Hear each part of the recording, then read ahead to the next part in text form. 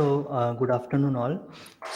Some of what we are going to discuss will be a revision, but we will cover some more topics uh, which you have not seen in logic in CS.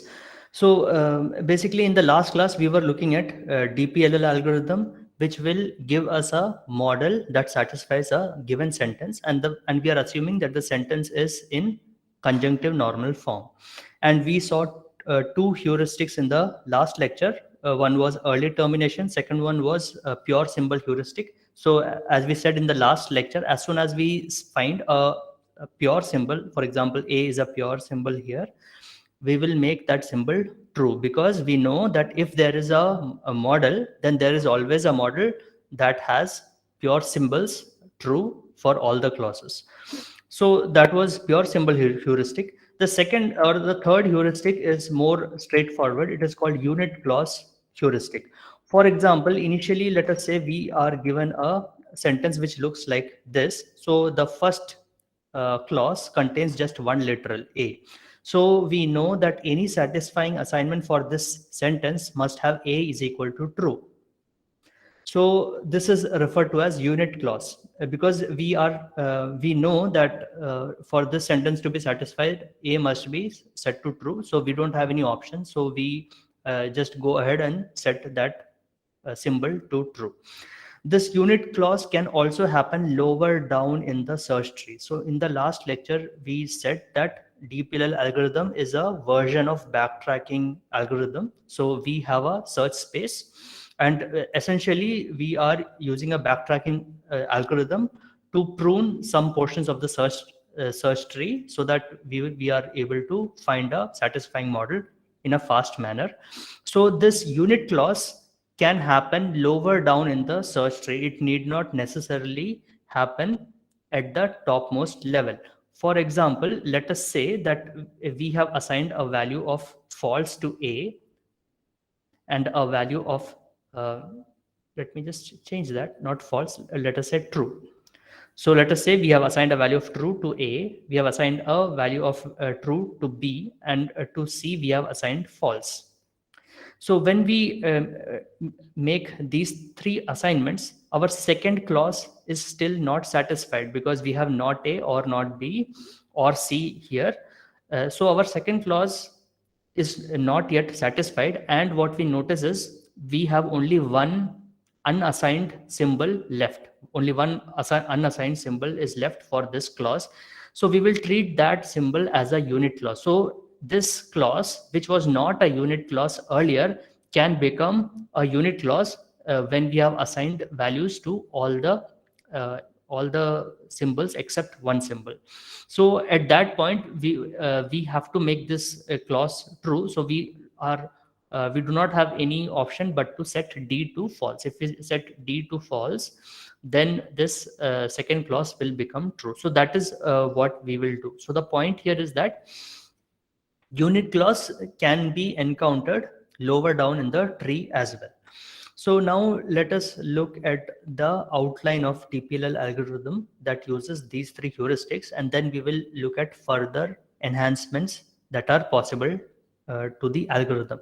If something is not clear, stop me. I mean, you may ask. I'll just pause.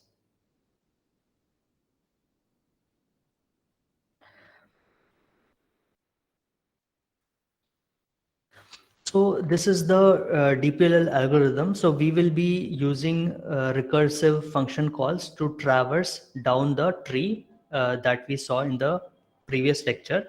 So initially, the DPLL uh, algorithm will be called with all the clauses that are present in the sentence, and initially the symbols will be all the symbols that are there in the sentence, and the assigned symbols will be initially null set. So the first call to DPLL will be with the model set to null set, because we have not assigned any value to any of the variables.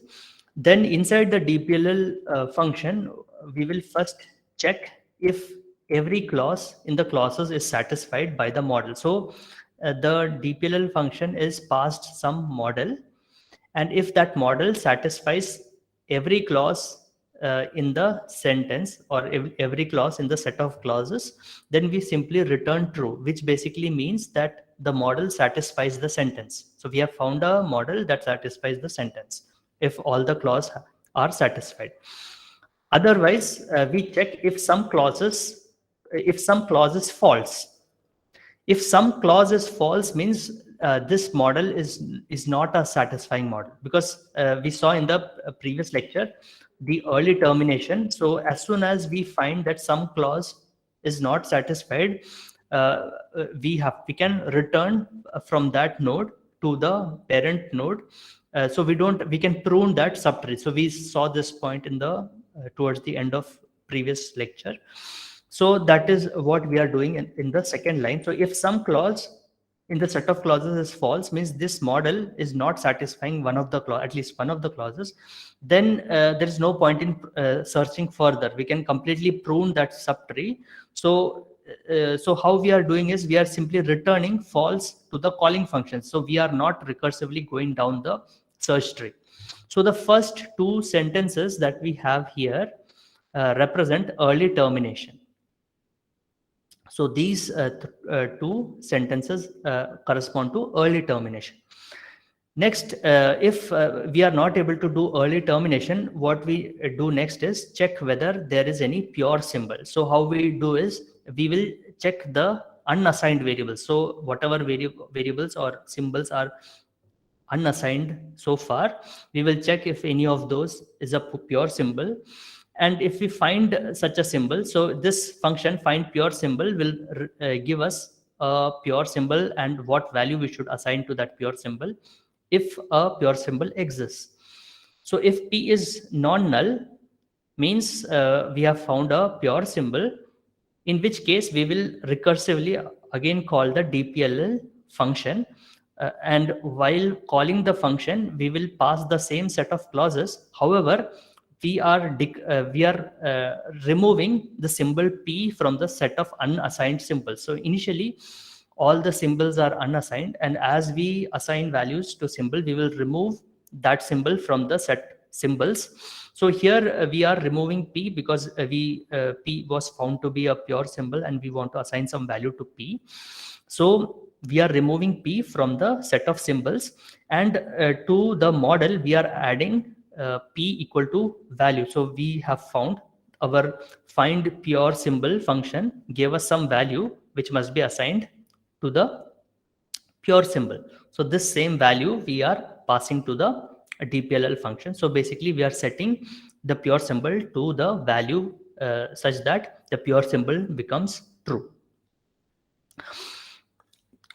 Now, if we are not able to find a pure symbol, then what we need to do is check whether any of the clauses have become a unit clause. So that is what we will do in the next line. So here we are checking if any of the clause has become a unit clause. If so, what variable is left and what unassigned symbol is left, and what value should be assigned to that variable so that the unit clause is satisfied. So this function will give us some non-null symbol if a unit clause exists. And in that case, we will once again call the dpll function, and we will remove p from the set of symbols just like we did earlier. And model will be model union. Whatever value must be assigned to the last unassigned symbol in the unit clause. So these two lines now correspond to the unit clause heuristic. Now, if nothing works, so this was pure symbol and this was unit clause. If none of the heuristics work, then what we do is we simply pick the first symbol from the set of unassigned symbol, and we call the dpll function by setting that symbol to true. So here you can see that we have a or here. This or refers to logical or. So this or is logical or. So what we are doing is if none of the heuristic is satisfied, if we are not able to use any of the heuristic, so what we will do is we will pick one of the symbols and we will set p to true and call the DPLL function. So this logical OR, what it does is it will call the second DPLL function only if the first returns a false. If the first DPLL function returns a true, means we have found a model, because in the first line you can see that the function will return a true. Here the function will return a true if all the clauses are satisfied. In other words, we have found a model. So the first call to DPLL will return a true if whatever assignment we made, p is equal to true, led to a satisfying model. If it did not lead to a satisfying model, then only we should try p is equal to false, right? So that is why we are doing a logical OR here. So that is the reason we have a logical OR. So we will call the second DPLL function only if the first DPLL function returns a false. So if the first DPLL function returns a false, means we have to try the other possible value for this symbol p. So we will try p is equal to false. So you can see that what DPLL essentially does is it goes one level down the search tree that we discussed in the previous lecture and assigns value to one of the unassigned variables. So this will continue till depth n, where we have assigned all the assigned some value to all the variables, or we will continue till some point where we know that the subtree can be pruned. So I hope this outline of the DPLL algorithm is clear. If you have any questions, you may ask.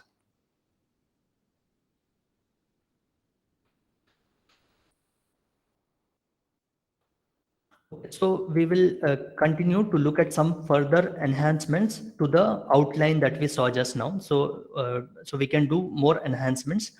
So one possibility is to do some kind of a component analysis.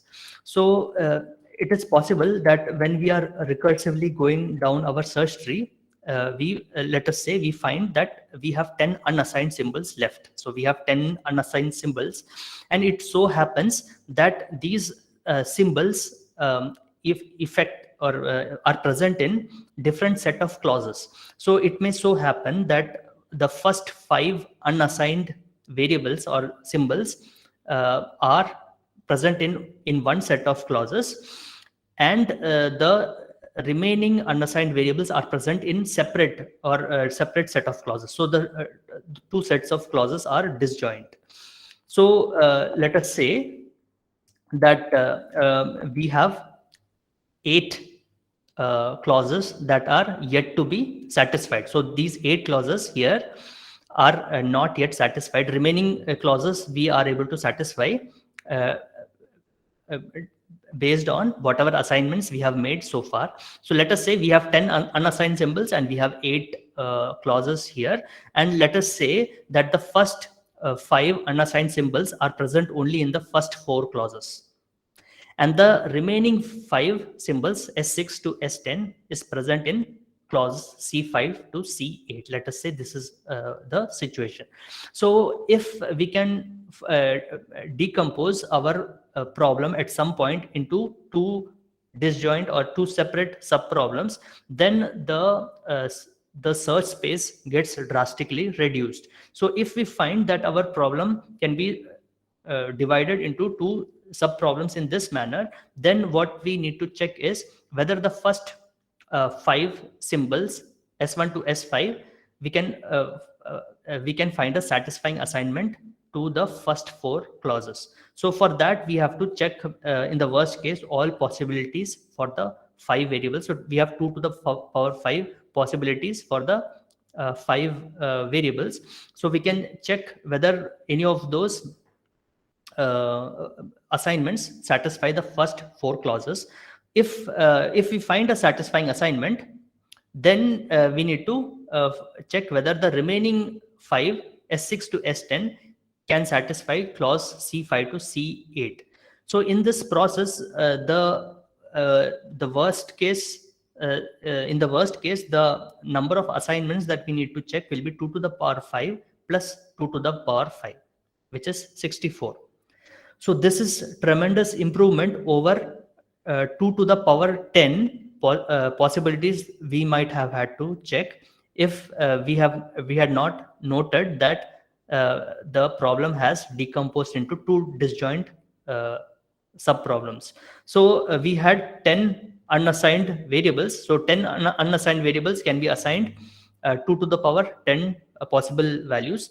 So now the search space has drastically reduced when we take advantage of the fact that the problems can be decomposed into two sub problems of smaller size.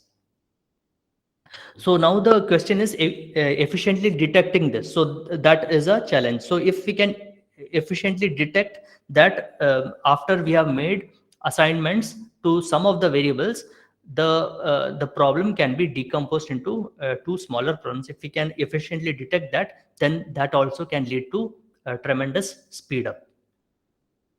So that is one possible enhancement. If you have any question, you may ask. Other possible enhancements are variable ordering. So here again, we can come up with some heuristics. For example, we may, instead of randomly picking a symbol, if none of the heuristic work. So in this example, we were simply picking the first symbol from the set of symbols if none of the heuristic work. So instead of simply picking the first symbol, what we can do is we can pick a symbol which is present in maximum number of clauses. So if a symbol is present in maximum number of clauses and it is not a pure symbol, still we may want to make it true so that more number of clauses are satisfied. Some kind of a greedy approach. So we can try that heuristic. So that is variable ordering. The next interesting thing is intelligent backtracking. So let us understand this with an example. So let us say our the sentence that we are trying to check for satisfiability is some long sentence and it has these three clauses, and we are assigning values to the symbols in the tree structured search space that we had. So let us say at level 1 we assigned value to the symbol A, some value we assigned, and then let us say that we assigned B is equal to false, and then we happen to assign C is equal to true. So now you can see that if we assign B is equal to false and C is equal to true, this first clause here becomes a unit clause because we only have G left. So G must be true.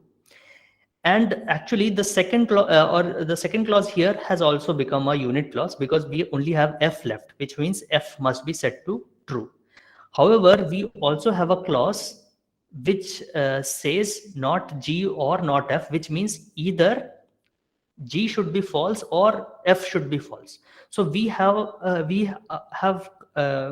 in a situation where actually for two clauses G and F must be true, and for another clause G and F must be false.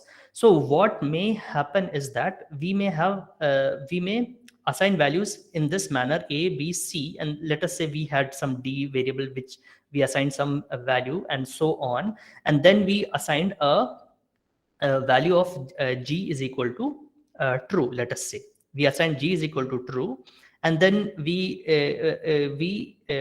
assigned F is equal to true, and then we realized that one of the clause cannot be satisfied. We will at this point realize that the third clause here cannot be satisfied, which means our backtracking algorithm will backtrack and assign a different value to G, right? It will backtrack and try a different value to G. However, that is not going to solve our problem because our problem our problem have arisen because we have assigned B is equal to false and C is equal to true. This is where our problem lies, because as soon as we assign B is equal to false and C is equal to true, we cannot have a satisfying assignment such that all these three clauses can be true. But we will not be able to detect that. We will try a different value for G, and that will also not work. And then our backtracking algorithm will go one level up and try a different value to D also, right? That is how the DPLL will work. So we are wasting time not going backtracking to the point that caused the problem. The point that has caused the problem is the assignment B is equal to F followed by C is equal to true. So we should be backtracking to this point here, C is equal to true. We should somehow be able to detect that C is equal to true is causing the problem and try a different value to C instead of wasting time searching the subtree rooted at C is equal to true. So now the question is how to do this. So there is concepts of conflicts set. So we will keep a track of which variables are in conflict with other variables. So I will not go into details of this. The point here is that we should be able to detect that the problem lies with the problem has arisen because we have run out of possible assignments for G and F, and these variables are in conflict with B and C because that is where the G G is present in another clause along with B and C, and F is also present in another clause with B and C. So those are the variables that we need to try and change to help us fix this problem that not G or not F is not satisfied. Changing other variables is not going to change the situation that we have run into. So we have to use so that is a concept of conflict set. So we need to keep track of conflict sets for each symbol and backtrack to the level where we have set value to one of the variables present in the conflict set. So the conflict set of F will contain B and C. So we should try and backtrack to that level. So that is the meaning of intelligent backtracking. You have any questions?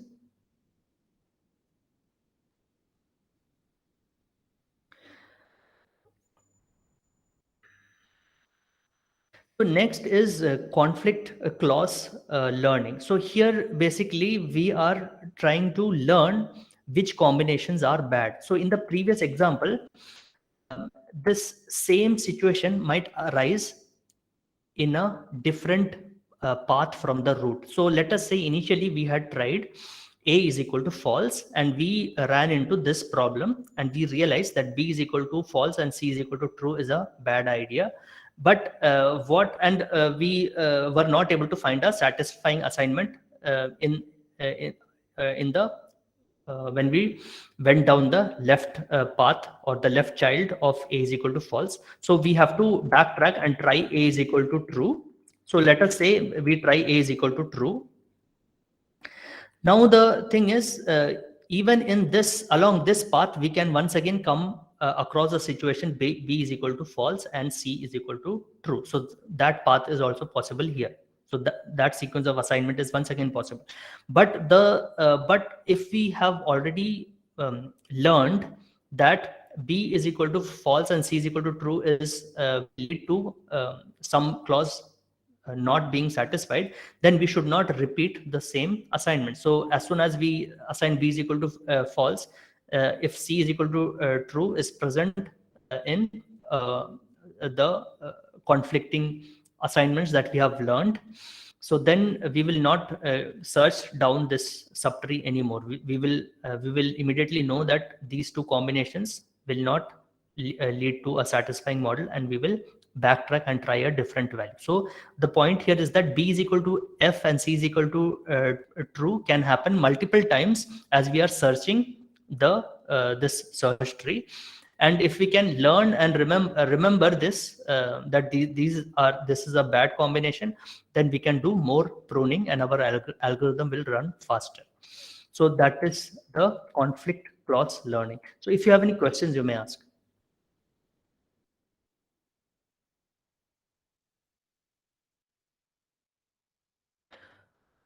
Okay. So whatever heuristics we are looking at actually depends on the order in which we are assigning values to the different variables. So this is similar to the point we made for alpha beta search. So it matters in which order we are assigning the values to different variables. So it may so happen that the order in which we have assigned values are very bad and we are not able to achieve much pruning. So our algorithm will take a lot of time. So when that happens, instead of waiting for the algorithm to terminate, what we can do is we can simply restart the algorithm so that it tries a different sequence of symbol assignments. So that is called random restart. So it reduces the variance in the time taken by the algorithm. So if that algorithm is taking too much time, the algorithm will simply restart with a different sequence of variable assignments.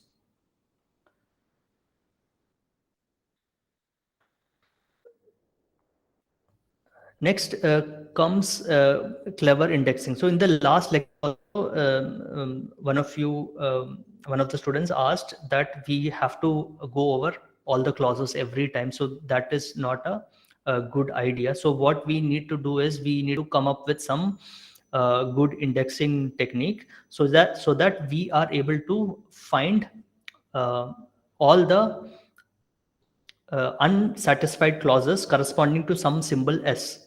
So we need to keep track of that, and we need to update this data structure dynamically so that whenever we want to make this query, what are the clauses in which what are the unsatisfied, so the clauses that are still not satisfied, in which a particular symbol S is present. So if this query can be answered in a fast manner, then that is very useful, because we are making this query multiple times in our algorithm.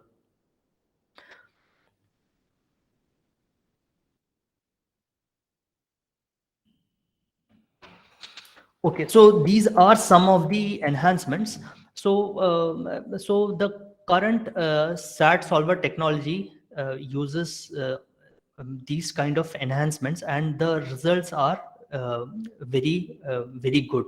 So, just to, but before I proceed, if you have any questions, you may ask at this point. Okay, so let us quickly look at one.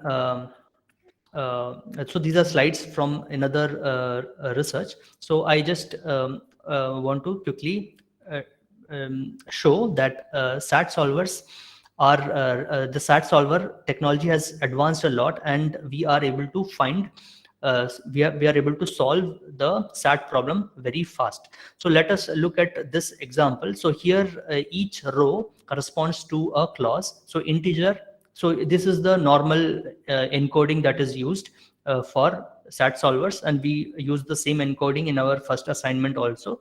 So minus some integer corresponds to a negative literal, and a positive integer corresponds to a positive literal. So so first clause can be not x1 or x7. So this might be the first clause, and every line ends with a 0, which indicates that we have come to the end of a clause. So so to denote the end of a clause, zeros are used. So this particular page of the file contains a lot of clauses, and the question is whether x1 should be set to false, basically whether x1 is a pure symbol. So we continue looking at the clauses, and 10 pages later we come across a clause, a rather long clause which contains 1. So now we have x1. This means not x1 was not a pure symbol. So we cannot assign x1 equal to false. And we continue, and 4,000 pages later, still we have not come to the end of the sentence. So every long sentence.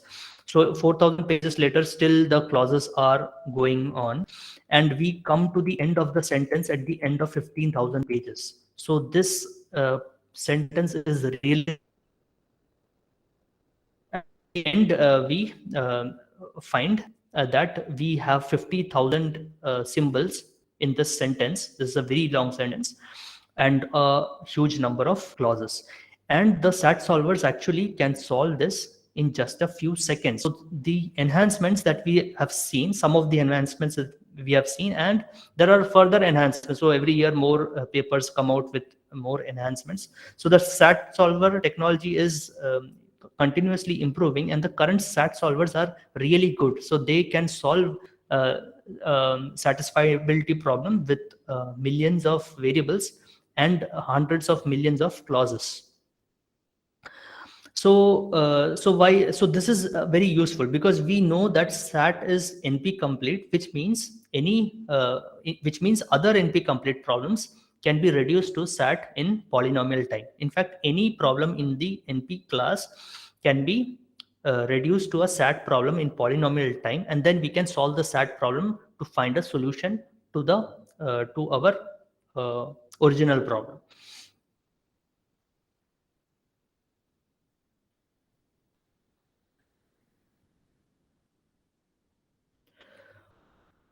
So now the question is, what makes the SAT problem hard?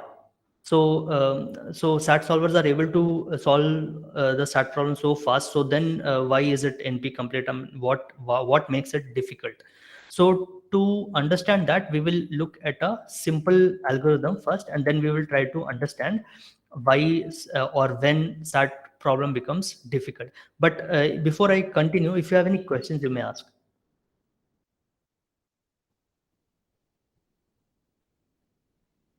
Okay, so we will look at a very simple algorithm which is based on stochastic hill climbing. It is similar to stochastic hill climbing. So what we will do is, we will first come up with some model, a random assignment of true or and false values to all the symbols.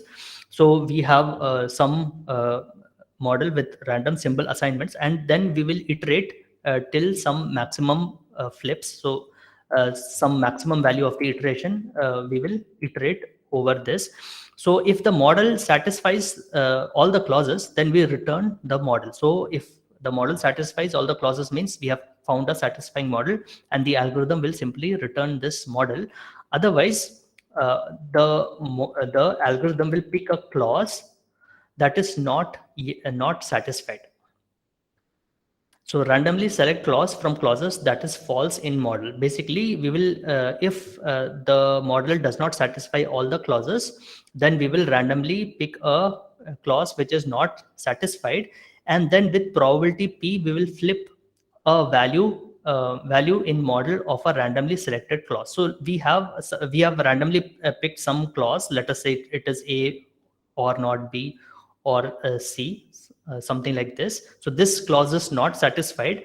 So what we will do is, with probability p, we will randomly flip one of the symbols. So if we randomly flip one of the symbols, then this clause will be satisfied, right? So with probability p, we do that. Otherwise, with probability 1 minus p, we flip a symbol which maximizes the number of satisfied clauses. So with probability p, flip any one of the symbols, uh, and with probability 1 minus p, we will select that symbol which maximizes the number of satisfied clauses. Essentially, what we are trying to do here is, we are trying to avoid the steepest ascent hill climbing. So if we always try to maximize the number of satisfied clauses, then we may get stuck in some local maximum, but we don't want to do that. So that is why with probability p we are randomly flipping one of the symbols, and with probability 1 minus p we are flipping that symbol which maximizes the number of satisfied clauses. One thing I missed to mention is, because we are talking about local search, we have to mention what is the objective function. So the objective function is satisfied clauses. This is similar to what we did in assignment 1. So a number of clauses that are satisfied is the objective function, and we want all the clauses to be satisfied. So here you can see that this algorithm is very simple. We are doing a local search. So when it returns a model, then we know that the sentence is satisfiable. But it can happen that this algorithm terminates without giving us a model. So till some maximum number of flips we will keep iterating, and if we are not able to find a satisfying model, then we will simply return a failure. So when the algorithm returns a failure, it can mean two things. It can either mean that the sentence is not satisfiable, or it can mean that we are not able to find a satisfying assignment with the number of iterations that we did. Okay, so this is the algorithm, and let us see in what kind of SAT problems this algorithm will be effective. So before I proceed, if you have any questions in this algorithm, you may ask.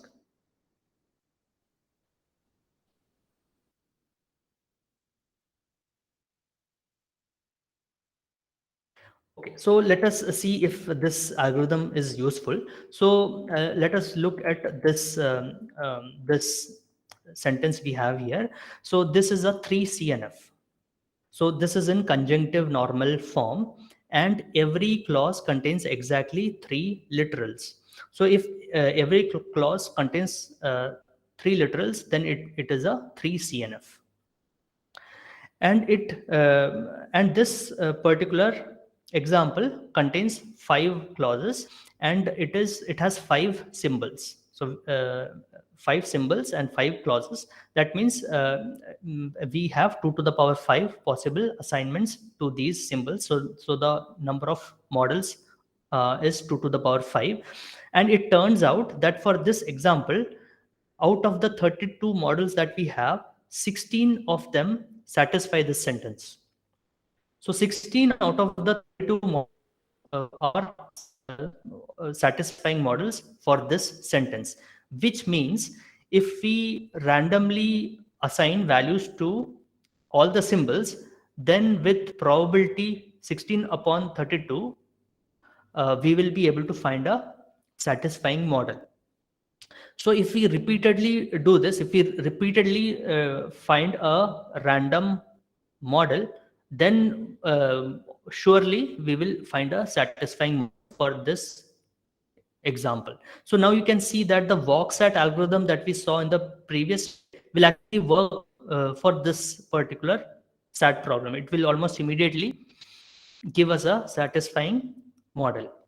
So why does this happen? So we call this kind of SAT problems to be under constraint. Basically, we have fewer number of clauses and a lot of variables. So if we have less number of clauses and lot of variables, means each clause can be satisfied uh, by assigning values to some variable. Uh, so the clauses are the constraints that we have for this problem. So if we have fewer constraints, then we can more easily find a satisfying. So this is a under constraint problem, because we have fewer number of clauses compared to the number of symbols that we have. Over constraint problem will be where we have a lot of clauses and only a few variables. So in that case, it will be more difficult to come up with a model that satisfies all the clauses.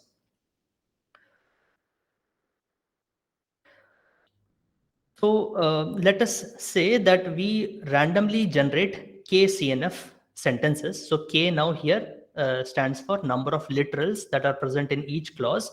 So we randomly generate KCNF sentences containing M clauses and N symbols. So let us say this function that we have here gives us a KCNF sentence having M clauses and N symbols. And let us say that we are interested in those sentences that are 3CNF and have 50 symbols. So N is equal to 50 and all the sentences are 3CNF. So this is similar to the situation that we had in our first assignment. And what we are doing is we are changing the number of clauses in the randomly generated sentences. So now the question is at what point will the problem become over constraint? So at some small values of M, the problem will be under constraint and we should be able to find a satisfying model quickly. But at some point, this is going to become an over constraint problem, and we are interested in finding at what point this happens. So it turns out that if we randomly generate sentences using CNFK or CNF3 M50, so we are fixing N to be 50 and K to be 3. So if we randomly generate sentences, then if the ratio of M by N, so the x-axis is the ratio M by N. So if the ratio is 1 and we randomly generate a sentence, then with probability close to 1,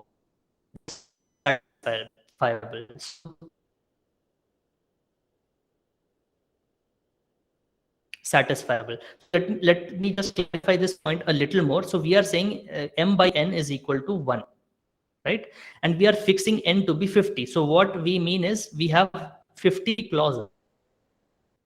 So when M is equal to M by N, the ratio is 3, then also almost certainly the randomly generated sentence is satisfiable. So what does that mean?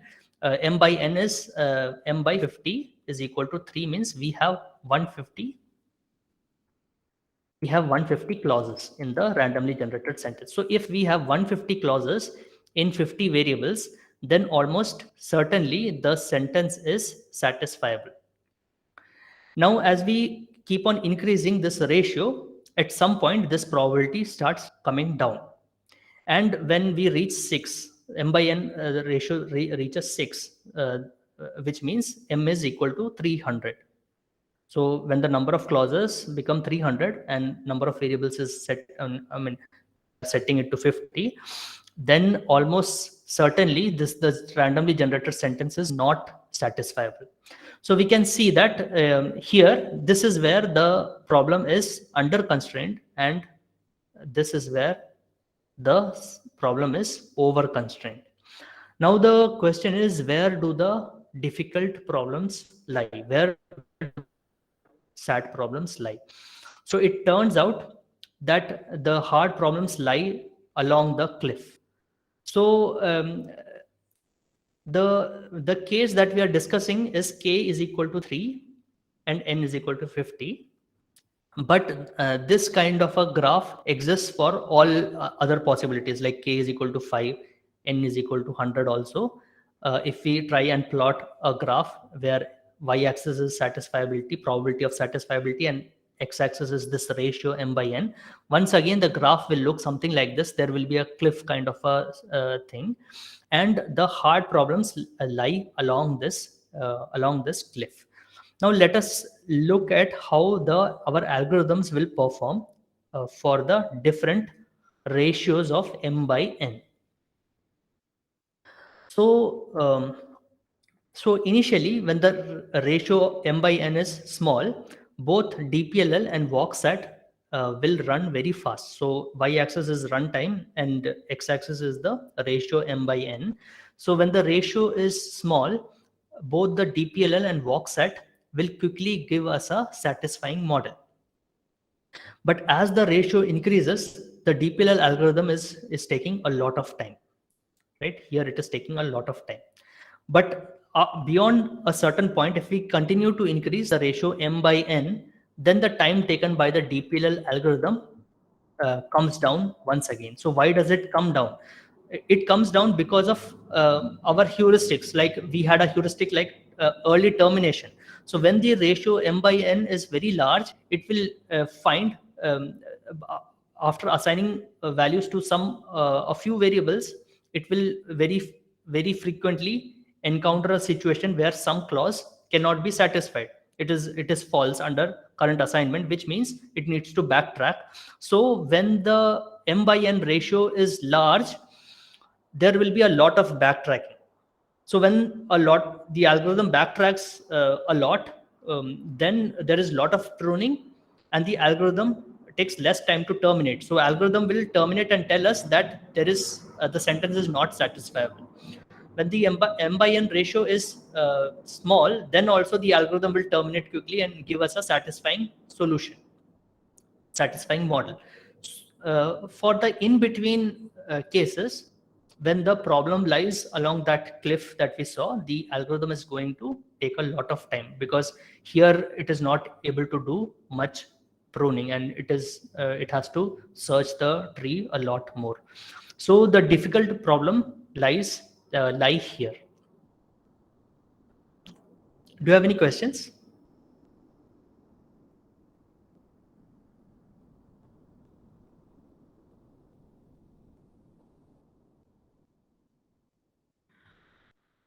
Okay, so we will stop here, and in the next lecture we will look at how to represent the various facts in the Wampus world example, so that we can do reasoning based on that.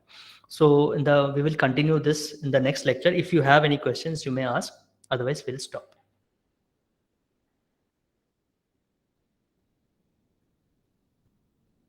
Okay, we'll continue on Friday.